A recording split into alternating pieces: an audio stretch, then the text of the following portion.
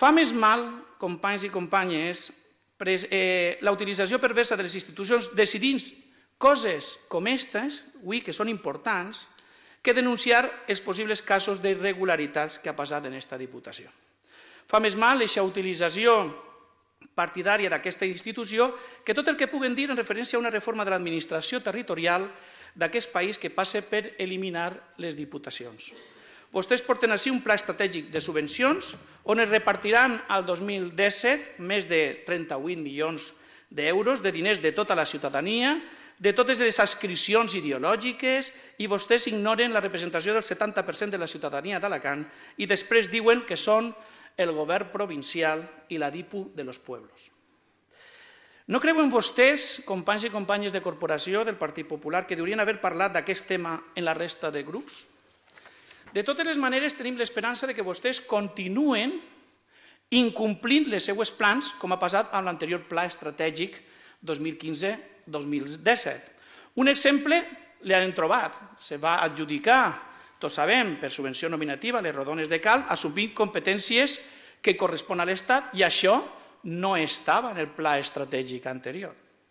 No sé si és que vosaltres no vos cregueu el que porteu ací, també pot ser una altra possibilitat.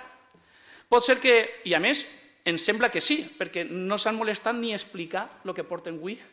ací a este plenari.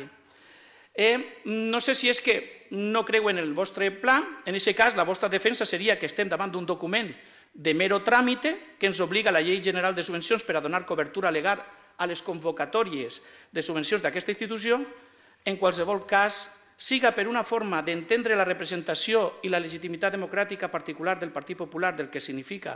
la representació partidista i territorial de les diputacions, que resumidament és que vostès entenen que tindre la presidència i el govern es dona la xequera per a convertir aquesta administració en el seu instrument polític,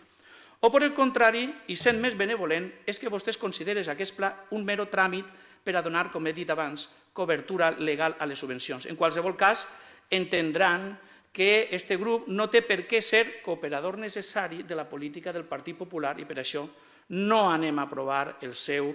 pla estratègic. I acabe, senyor president, a més, a pesar de les seues etiquetes, recurrents etiquetes cap a aquests diputats, els del grup de Compromís, aquest grup sí que té un pla estratègic per a que cada alcalde, cada govern, cada un dels 141 municipis de la província d'Alacant sàpiga tots els anys els diners que rebran d'aquesta diputació i així per a poder planificar els seus projectes, perquè per això ells, els alcaldes, regidors i regidores i alcaldesses, sí que s'han elegit els veïns i veïnes de la seva localitat. El pla d'aquest grup es diu Pla Objectiva, que enguany, ja li he dit, ja li hem avisat, ja li hem advertit que ho revisarem, ho millorarem, perquè estiguem preparats per a posar-los en marxa quan el canvi polític arribi a aquesta corporació.